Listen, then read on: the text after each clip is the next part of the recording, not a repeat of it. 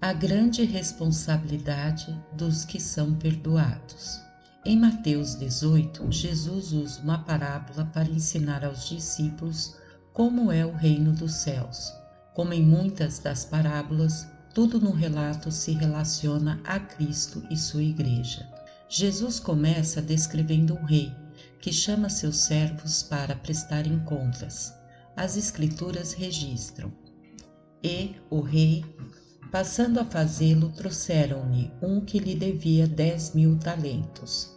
Mateus 18, versículo 24. Cá estava um servo com uma tremenda dívida. Ele devia ao rei o equivalente a centenas de milhões de dólares, quantia que nunca poderia pagar. Jesus não conta como esse homem caiu numa dívida tão incrível. Algumas versões da parábola dizem que ele era um escravo e que a dívida era um empréstimo não pago. Contudo, tudo o que sabemos do Evangelho de Mateus é que ele teve acesso aos grandes recursos e os esbanjara. Quero mostrar duas coisas importantes relacionadas a esta parábola. Primeiro, os servos representam crentes, os que trabalham no reino de Deus. Assim, o servo endividado aqui não era estranho ao trabalho do rei. Segundo, descobrimos mais adiante, em Mateus 25, que o propósito de Deus ao dar talentos ao seu povo é produzir frutos. Todos os que recebem talentos do Pai são ordenados a investi-los. Deus não dá talentos simplesmente de modo indiscriminado. Ele espera colher fruto dos investimentos que faz no seu povo. Evidentemente, o rei, em Mateus 18, estava tratando com servos que haviam sido denunciados por haverem cometido crimes, e o servo com grande dívida foi um dos primeiros ofensores a serem levados até ele. Esse servo provavelmente era um homem muito talentoso, do qual muito se esperava. Caso contrário, não teria tido acesso a tudo o que esbanjou. Porém, quando foi chamado a prestar contas, viu-se que ele não tinha, porém, com que pagar. Mateus 18, versículo 25. Então ordenou o Senhor que fosse vendido ele, a mulher, os filhos e tudo quanto possuía, e que a dívida fosse paga. 18, versículo 25. Esse homem não tinha nada de valor que pudesse usar para seu débito criminal. Não tinha dinheiro, bens, nada de mérito a oferecer. Então o que fez? Ele, prostrando-se reverente, rogou: Sê paciente comigo e tudo te pagarei. 18, versículo 26. É importante saber o significado de reverente aqui. Em grego quer dizer bajulando ou curvando-se servilmente, beijando como o cão lambendo as mãos do dono. Esse homem não estava ajoelhado, se arrependendo, ele estava bajulando, tentando adular o Senhor. Não estava pedindo perdão ao rei, mas paciência. Ele queria outra chance, rogando: me dê um pouco de tempo, posso compensar pelo meu pecado e satisfazer todas as suas exigências. A verdade é, não havia possibilidade de o servo pagar pelo crime. Ele jamais iria conseguir o necessário para repor os fundos que havia usado mal ou esbanjado. Eu assemelho a atitude dele à do cristão que é pego em adultério. Quando o seu pecado é mostrado, a primeira reação é de uma dor falsa, bajuladora. Ele chora: ó Deus, não deixe que eu perca o meu casamento, a minha família. Não acabe com a minha carreira. Não me leve à falência. Tenha paciência comigo. Preciso só de mais uma oportunidade. Aí ele suplica ao cônjuge: por favor, me dê apenas uma chance. Porém, em realidade, esse homem nunca poderá compensar pelo que fez. É simplesmente impossível. O servo da parábola foi perdoado da grande dívida baseado unicamente na compaixão e na misericórdia. Jesus continua a parábola. E o senhor daquele servo, compadecendo-se, mandou-o embora e perdoou-lhe a dívida. Mateus 18, versículo 27.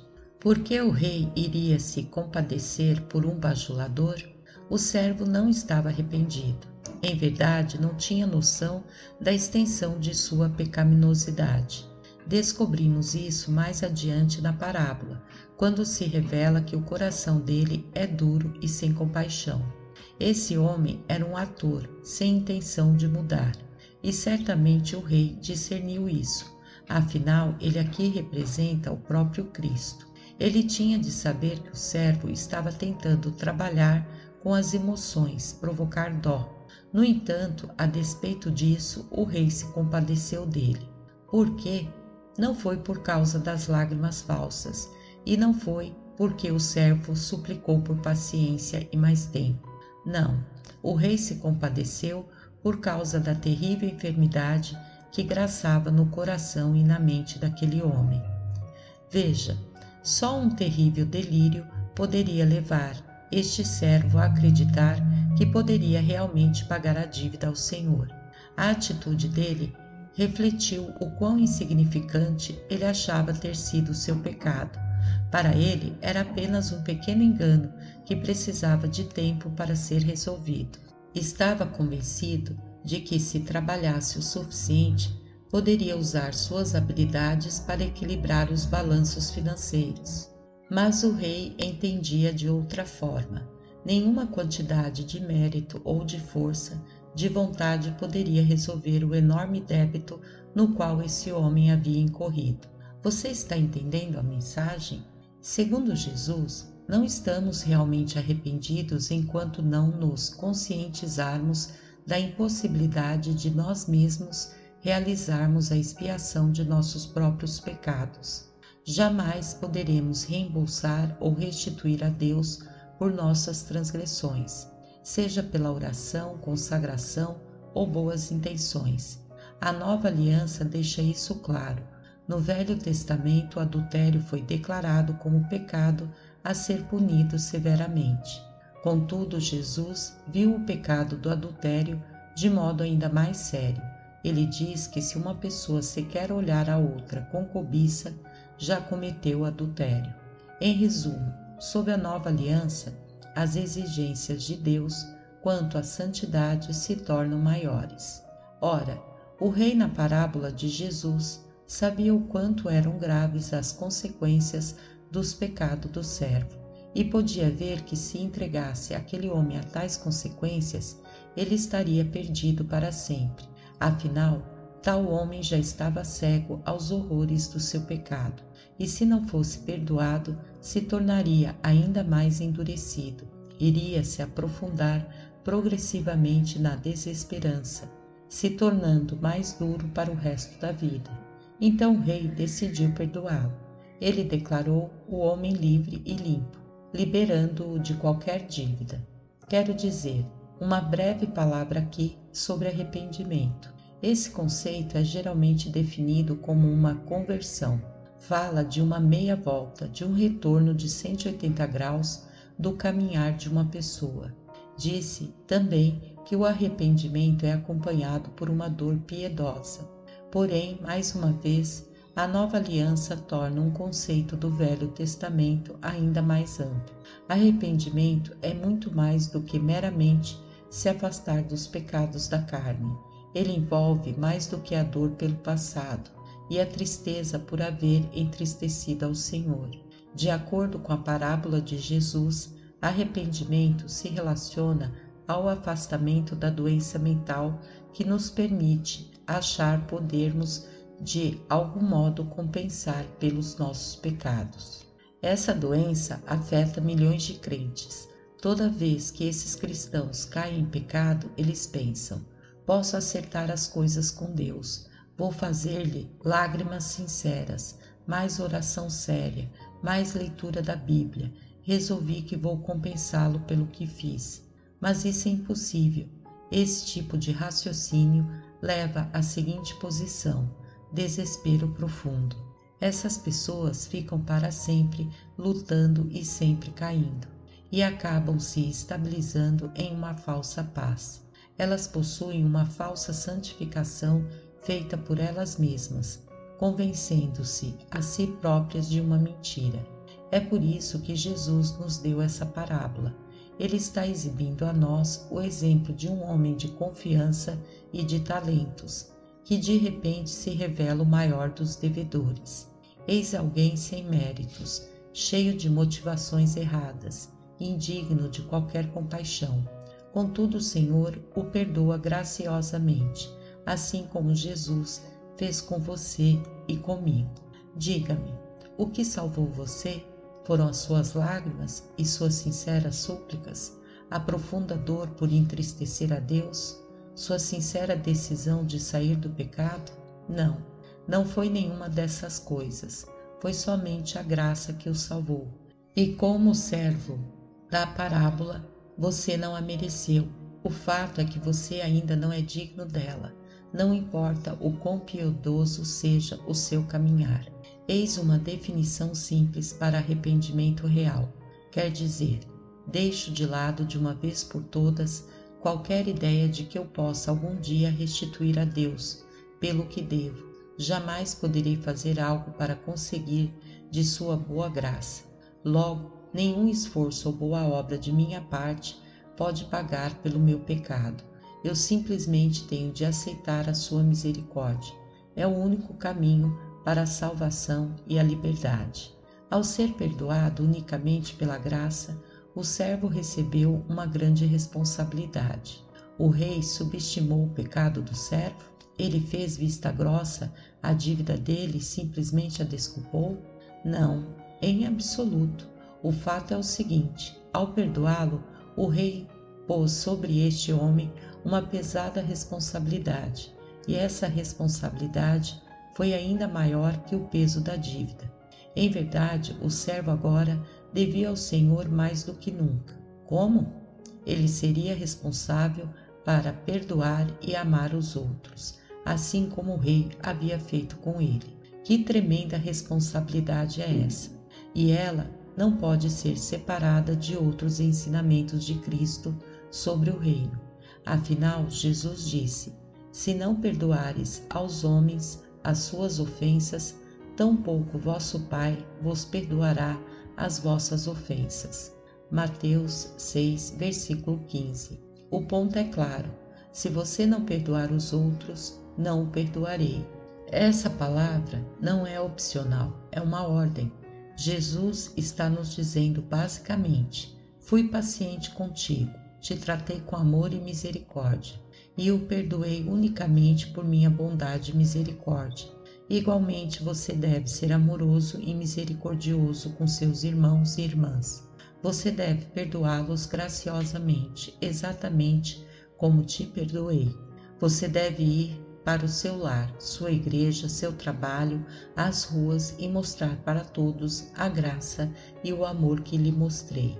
Paulo se refere à ordem de Jesus dizendo: assim como o Senhor vos perdoou, assim também perdoai vós. Colossenses 3, versículo 13. Ele então expõe como prosseguir na obediência a essa ordem.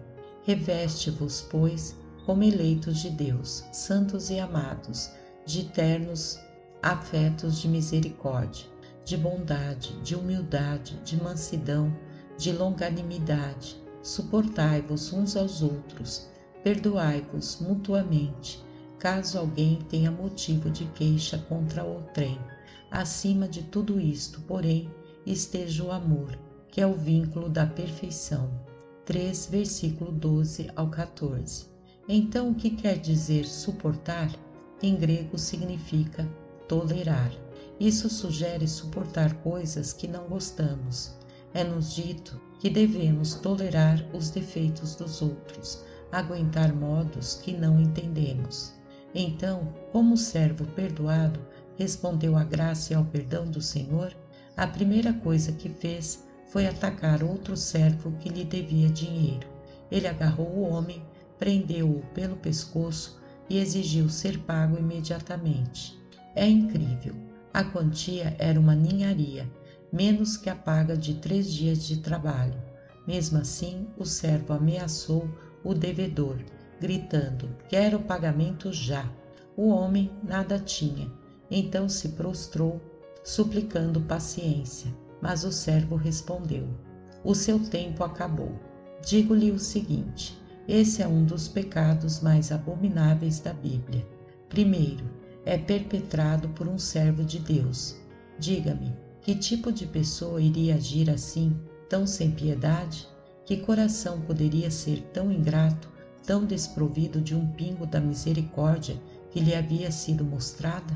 Está-nos sendo dado um vislumbre das trevas que o tempo todo estavam no coração deste servo. Em Romanos 2, Paulo descreve essas trevas. Portanto, és indesculpável, ó homem, quando julgas quem quer que sejas, porque no que julgas a outro, a ti mesmo te condenas, pois praticam as próprias coisas que condenas. Tu, ó homem, que condenas os que praticam tais coisas e fazes as mesmas, pensas que te livrarás do juízo de Deus? Ou desprezas a riqueza da sua bondade, a tolerância e longanimidade, ignorando que a bondade de Deus é que te conduz ao arrependimento? Romanos 2, versículos 3 ao 4. O que Paulo quer dizer quando diz que tal pessoa despreza a riqueza da bondade de Cristo? A palavra despreza aqui significa: ela não acha ser possível. Em outras palavras, esse crente diz: tamanha graça e misericórdia são impossíveis, não dá para se aprofundar nisso. Tal não se ajusta à teologia dele. Então, ao invés de aceitar essa riqueza, dispõe sua mente contra ela. Por que o servo ingrato não pôde aceitar a graça do rei? Há uma razão: ele não levou a sério a enormidade do seu pecado. Ele estava muito resolvido, convencido de que poderia sobrepujar o seu débito. Porém o rei já havia dito: você está livre e não existe mais culpa, cobranças, liberdade condicional ou cumprimento de tarefas. Daqui para frente você só precisa se concentrar na bondade e na tolerância, as quais lhe mostrei. Tragicamente, uma pessoa que não aceita amor não é capaz de amar outra. Antes, se torna condenatória quanto aos outros. É isso que aconteceu com esse servo. Ele não conseguiu atinar com a misericórdia do rei por ele. Veja, a tolerância e o perdão imerecido da parte de Deus têm um único objetivo: nos levar ao arrependimento. Paulo diz: ignoras que a benignidade de Deus te leva ao arrependimento? Romanos 2, versículo 4. Paulo sabia disso por experiência própria, tendo-se declarado o maior de todos os pecadores. Está claro, a partir da parábola, que essa é a razão de o Senhor perdoar o servo. Ele queria que esse homem, o qual fora digno de confiança, se afastasse de suas obras na carne para repousar na incrível bondade do Rei. Este repouso iria lhe libertar, por sua vez, para amar e perdoar os outros. Mas em vez de se arrepender, o servo foi embora duvidando da bondade do Senhor. Ele não conseguia tirar da cabeça a ideia de que o rei poderia mudar de opinião. Então resolveu ter um plano de contingência e, desprezando as misericórdias do rei, tratou os demais com atitude condenatória. Dá para você imaginar a torturada mente dessa pessoa? Este homem deixou uma situação de perdão, onde experimentou a bondade e a graça do Senhor, e ao invés de se alegrar, desprezou a ideia de uma liberdade tão farta. Digo-lhe o seguinte: todo crente que acha que a bondade de Deus é impossível, se abre a qualquer mentira de Satanás. Sua alma não descansa, a mente se agita o tempo todo, e ele fica continuamente com medo do juízo. Fico imaginando quantos cristãos vivem hoje essa existência torturante. Será por isso que há tanta contenda, tantas divisões no corpo de Cristo? É por isso que tantos ministros estão em divergências, que tantas denominações se recusam a ter comunhão com as outras? O espírito de julgamento dentro da igreja é muito pior do que qualquer julgamento que ocorra no mundo. E isso é um tapa na frase de Jesus: Nisto conhecerão todos que sois meus discípulos, se tiverdes amor uns aos outros. João 13, versículo 35. Eu lhe pergunto, há alguma possibilidade de um mundo reconhecer o povo de Deus por esse padrão? Será que os não crentes dizem, essas pessoas realmente são discípulas dele? Eu nunca as vejo brigando. Elas realmente se amam? Tenho ficado totalmente chocado com as profundas divisões que tenho testemunhado na igreja. Vi isso pessoalmente em uma conferência de pastores num país estrangeiro. Quando cheguei, vários ministros proeminentes me avisaram: não coopere com o reverendo fulano, ele tem toda aquela coisa esquisita de adoração e todo tipo de bobagem carismática. Acho que você não deve dar a ele nenhuma função importante nos cultos. Até os companheiros pentecostais desse homem me disseram para evitá-lo. Mas quando encontrei o pastor e o conheci, eu vi Cristo nele. Uma ocasião alguém me cochichou: este homem é um dos maiores homens de oração do país. Ele passa 2 dias inteiros por semana só orando. Em verdade, achei o pastor bondoso, gentil e amoroso, exatamente os frutos que Jesus diz que todos devemos ter. Ao pregar, convidei esse ministro ao púlpito comigo, junto com outros. Isso ofendeu a muitos, e depois vários pastores zombaram de mim. A única coisa que eu podia pensar foi: esses homens sabem o que quer dizer ser perdoado de uma grande dívida. Contudo, entre todos, tais líderes da Igreja de Deus se recusam a tolerar um colega pastor a quem nem conhecem. Em uma outra conferência, testemunhei várias denominações cooperando alegremente. Havia um maravilhoso senso de unidade entre batistas, pentecostais, luteranos e episcopais. A cada noite, o líder de uma denominação diferente dirigia a reunião. Uma noite, um bispo pentecostal fez a abertura do culto. Foi seguido por um grupo pentecostal de louvor. Os jovens do grupo estavam cheios de alegria, batendo palmas ao dirigir a jubilosa adoração. Mais tarde soube que alguns deles haviam sido libertos do vício das drogas e estavam gratos simplesmente por poderem estar presentes. Mas quando olhei para o bispo, o seu rosto estava ficando vermelho. Ele estava fechando a cara e começando a ferver. Entendi então que a sua denominação não acreditava em adoração impetuosa, e eu havia aderido livremente. Depois do culto, o bispo veio com passos largos até mim e declarou: aquilo foi uma vergonha, totalmente da carne. Como você permitiu isso? Vou deixar a conferência e estou levando todos os 200 pastores comigo. Eu fiquei estarrecido, sem fala. Eu tinha passado semanas ajoelhado em oração, preparando-me para essas reuniões, mas agora me perguntava o que havia feito de errado. A verdade é que eu estava sendo sufocado pela raiva daquele homem. Era como a cena da parábola. Ele havia me pegado pela garganta e me fazia cobranças com raiva. Felizmente, o bispo mudou seu coração e não abandonou a conferência. Mas o que possuiria de tal modo um ministro de Deus, a ponto de se recusar a tolerar um companheiro servo de Cristo? Não houve paciência, nem misericórdia, nem amor por outros possuidores de igual preciosa fé. Durante anos, o bispo de uma certa denominação me convidou ao seu país para dirigir reuniões. Ele dizia: esse país precisa ouvir o que Deus tem lhe falado. Finalmente, o Senhor me libertou para ir, mas só sob a condição de todas as denominações terem permissão de tomar parte dos cultos.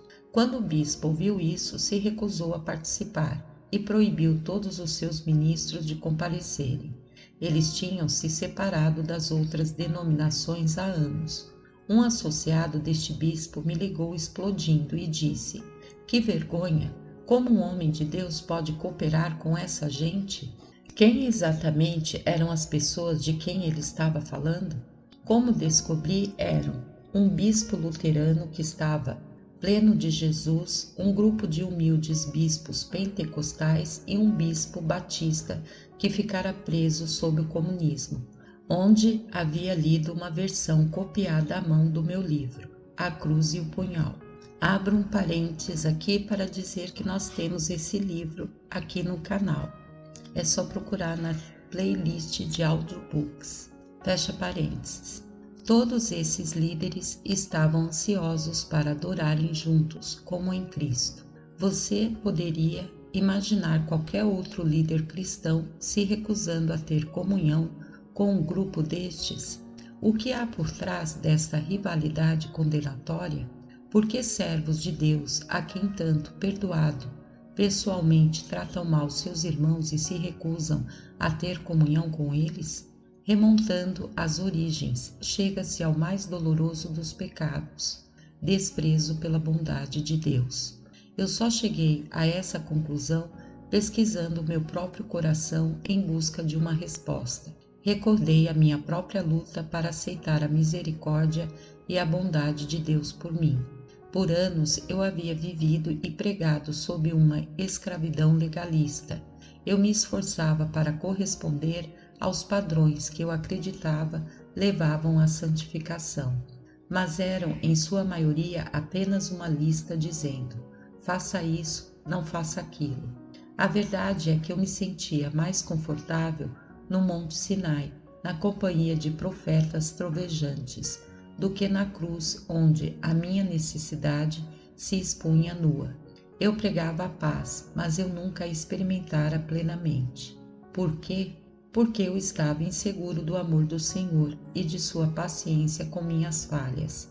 Eu me via tão fraco e mau que me tornava indigno do amor de Deus. Em resumo, eu tornava os meus pecados maiores que a sua graça.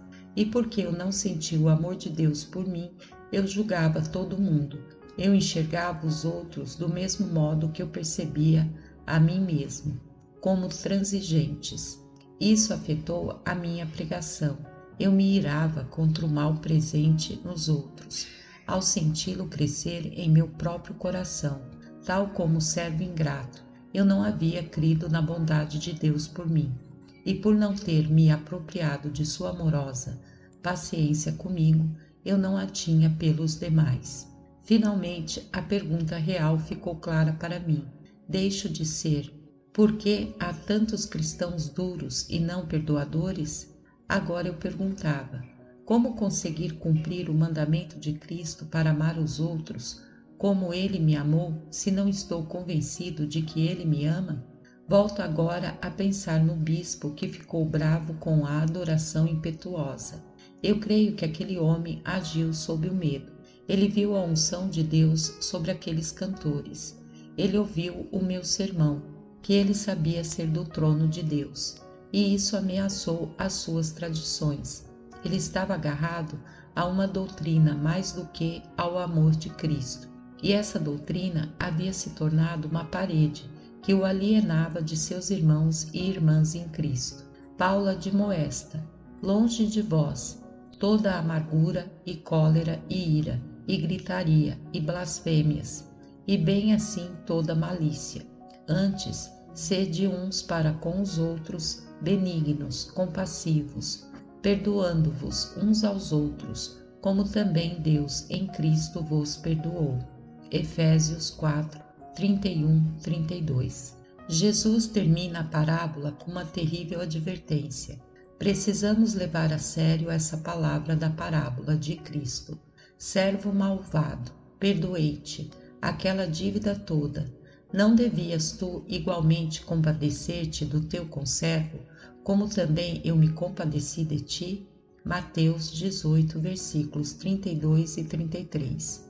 Ninguém foi mais perdoado de pecados do que eu. Sou um daqueles que foi purificado de pecados, que se elevam acima de minha cabeça. Iniquidades da carne e do espírito, muito numerosas para serem contadas. Fui desobediente à palavra de Deus, limitei a sua obra em minha vida, fui impaciente em relação às pessoas, julguei aos outros, sendo eu mesmo culpado, e o Senhor me perdoou de tudo isso. A pergunta para mim agora e, na verdade, para todo cristão, é essa: será que eu tenho paciência com os irmãos? Será que eu os suporto? Eu efetivamente tolero as suas diferenças? Se me recusar a amá-los e perdoá-los como fui perdoado, Jesus me chama de servo malvado. Não entenda mal, isso não quer dizer que devamos fazer concessões. Paulo pregou ousadamente a graça, mas instruiu Timóteo: corrige, repreende, exorta com toda a longanimidade e doutrina. 2 Timóteo 4, versículo 2. Devemos ser ousados guardiões da sã doutrina. Contudo, não devemos usar as doutrinas para construir paredes entre nós. Esse foi o pecado dos fariseus. A lei dizia: santifique o sábado, mas o mandamento em si não era suficiente para a carne deles. Eles acrescentaram suas próprias salvaguardas, múltiplas regras e regulamentos que permitiam o mínimo possível de movimentos no sábado. A lei também dizia: não tome o nome de Deus em vão. Mas os fariseus construíram ainda mais paredes, dizendo: nem sequer mencionaremos o nome de Deus, assim não poderemos tomá-lo em vão. Em algumas seitas judaicas, essas paredes ainda estão em vigor hoje, mas são paredes de feitura do homem, não de Deus. Logo, é uma escravidão. Hoje o Senhor nos diz: sede santos, porque eu sou santo. 1 Pedro 1, versículo 16. Mas os homens pegaram esse mandamento e o usaram para edificar paredes. Eles redigiram códigos quanto a vestimentas, códigos que restringem comportamentos e atividades, padrões impossíveis que nem eles conseguem cumprir. Tais paredes têm levantado fortalezas invisíveis, e só os que estão dentro delas são considerados santos. Todos os que estão fora das paredes estão condenados e devem ser evitados. Digo-lhe o seguinte: isso é corrupção do pior tipo. A parábola de Jesus deixa isso claro. Tais pessoas estão agarrando os outros pela garganta e exigindo: vai ter de ser do meu jeito e só. Mas nenhum dos mandamentos do Senhor foi feito para ser transformado em parede de alienação. Qual foi a resposta do rei à ingratidão do servo na parábola de Jesus? As Escrituras dizem: indignando-se, o seu senhor o entregou aos verdugos, até que lhe pagasse toda a dívida. Mateus 18, versículo 34. Em grego, a tradução é: levado até o fundo para ser atormentado. Não consigo deixar de pensar que Jesus aqui está falando do inferno. Então, o que essa parábola nos diz? Como Jesus resumiu a mensagem aos discípulos, seus companheiros mais íntimos, assim também meu Pai Celeste vos fará, se do íntimo não perdoardes cada um a seu irmão. 18:35. Eu estremeço ao ler essa parábola. Ela faz eu querer me dobrar sobre minha face e pedir a Jesus um batismo de amor para com os demais servos como eu. Eis a minha prece. Eu encorajo-o a torná-la a sua oração. Deus me perdoe. Eu com tanta facilidade me sinto provocado pelos outros e tantas vezes reajo com raiva. No entanto, não sei onde estaria a minha própria vida sem a tua graça e a tua paciência. Fico perplexo com o teu amor. Por favor, me ajude a entender e aceitar o teu amor por mim inteiramente. Essa será a única maneira pela qual algum dia serei capaz de cumprir o teu mandamento para amar. Então serei capaz de ter paciência e tolerância com os meus irmãos em teu espírito de amor e misericórdia. Amém.